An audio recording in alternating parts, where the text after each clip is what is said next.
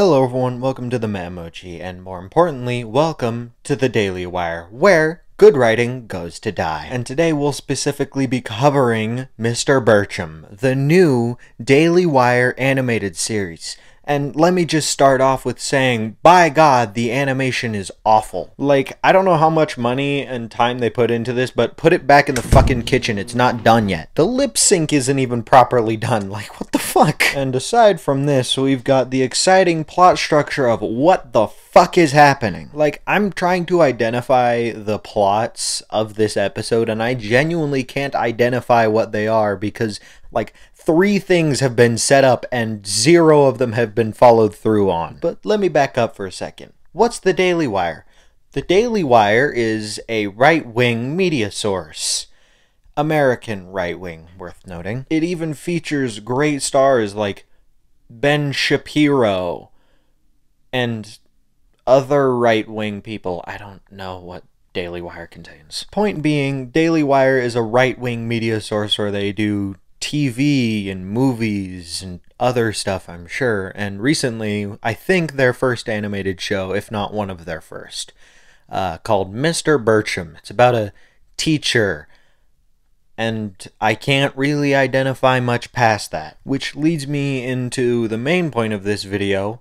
The writing is god-awful. Like, I can't identify the plot 15 minutes in. Like, what's the main storyline here? What's plot A? What's plot B? What's plot anything? Please, I need, like, structure here. Like, they set up this thing about, oh, he shows a safety video that he shouldn't show, and then they set up, like, a kind of, like, oh, they're gonna go back and forth on this whole video and talk about it, and it's gonna be the plot, and then they just don't follow through. They go like, oh, what's a Twitch streamer? Twitch streamers make money by sitting around and doing this and blah blah blah, and it's just like, what the fuck is happening right now? I can't identify a single plot, and we're 15 minutes into this 28-minute episode. And now, for clarity, I will try and tell you what I think both plots are. Okay, so I think plot A has to do with the new Jedi, whatever the fuck that abbreviation means, I forgot,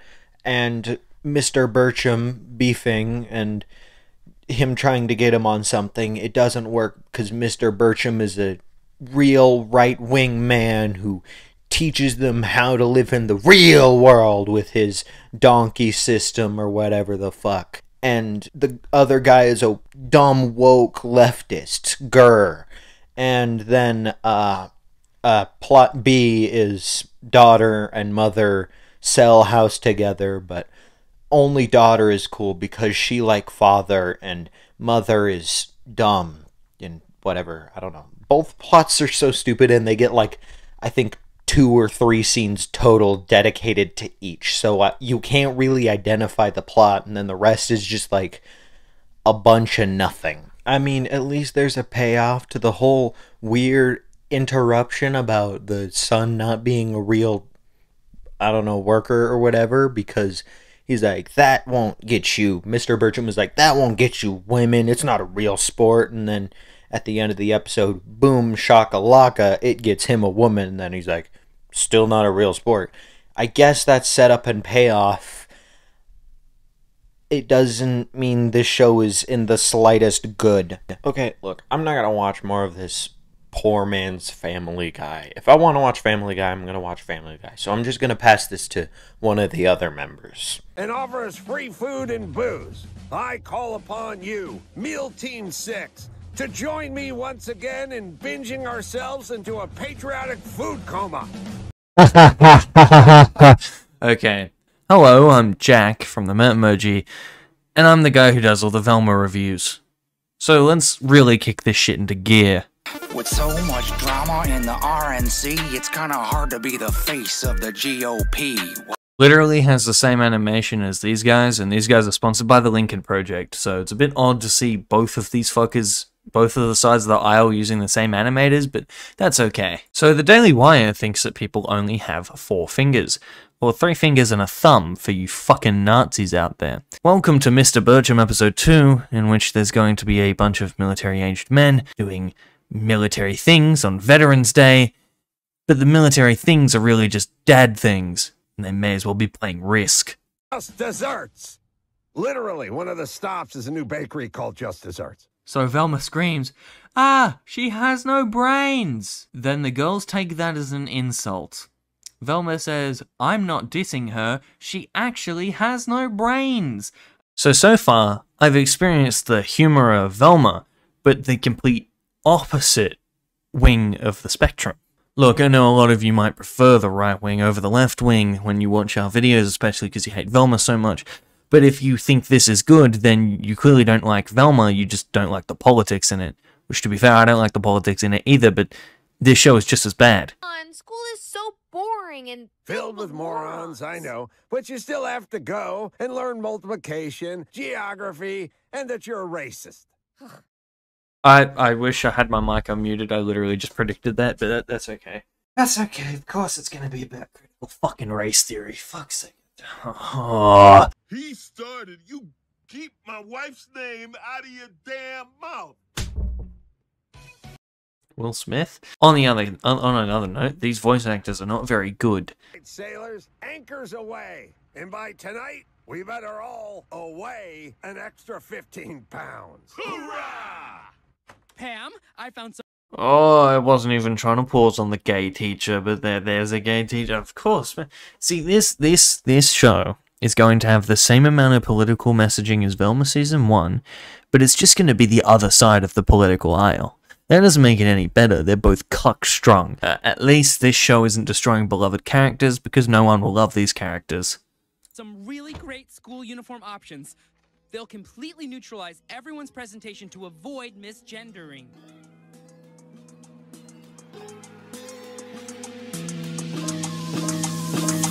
Now, I like a good darker joke myself, but that's just a hijab. So this show became unwatchable for Muslims, I guess. I mean, that's not their target audience, obviously it's very American. Morning, ladies. Welcome to Spa La La. This is Tina and Lynn, your personal spa attendants. They'll be your masseuses, and most importantly, they'll refill your complimentary mimosas. So Lindsey Graham's in this show. And they clearly could not pay for anyone to do the music, because what the fuck was that? So it's just a poorly drawn, unfunny, poorly voice acted, poorly pretty much everything, poorly conceptualized, and more political Family Guy. They're even sitting in a fucking bar. I thought this was a pancake place, not an Old Navy.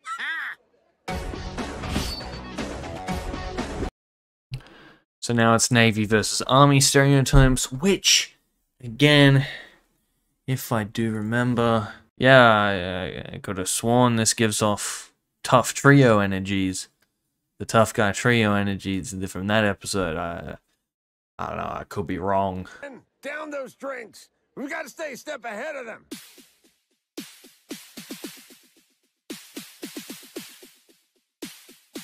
This sound design is so laughably bad. Firelight, the other member of the Met Emoji, could probably produce something better for this. This is hilarious. Sorry, I'm basically just scrolling my phone at this point. But that's our boy Donnie Trump. That's a MSNBC presenter, and the other two are the characters in the show. What's Donnie doing? What's Donnie got to do with this, huh? I'm not drunk. What? Mentioned anger issues. I mean, what does that even mean? Hey, am I on a hunger strike? Where the hell are my pancakes? Did you see the funny? Do you get it? How he mocked people for saying he had anger issues, and then he had anger issues? Don't you get the funny?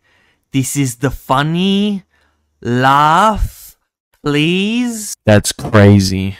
Wow. They're gonna spend this entire episode in the bar, aren't they? Yep, yes they are. With the B plot that actually does stuff, and cutaway gags to... This is just Family Guy mixed with Velma, but conservative humor. This is mid as fuck. Holy shit. I'd rather watch Ben Shapiro's sister fucking dance than this shit. Do you get it? Do you see the gun yet? See it? And this is the perfect setup for a trigger. Yeah, they're making a trigger. I mean, I like the symbolism. It's very simple, but good on you. rubbing down bitchy white women who are so stressed about gluten. Yeah, you're so busy arguing you forget you're Americans, and it's already so great here. Mệt với mấy người Mỹ này quá. There you go. That was something. There was some substance there. That was... I almost fell asleep, but there was some substance.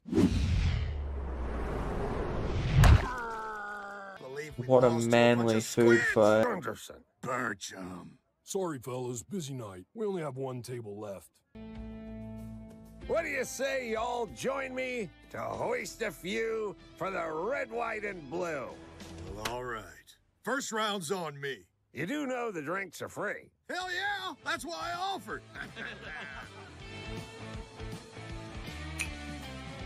Okay, it just forgot its own plot. They said one table was available, and now multiple tables are available. That's the whole reason the fight was happening in the first place, and they just forgot that. To be honest, it had some good parts. Specifically, I think what they were trying to do with the messaging, even if it was confusing, I think what they were trying to say is, no matter what side of the aisle you're on, we're still American. That is a good angle to take, I guess. Other than that, though, this has terrible voice acting, terrible scripting. I don't even think they finished the gun shape. They didn't finish the gun drawing, which now makes me think it was an accident, and if it was an accident, I no longer give them props for that. Not a funny joke. Anyway, they have Asian Ben Shapiro here, sucking on some pasta. I wouldn't be surprised if that's the age of women he actually does go for.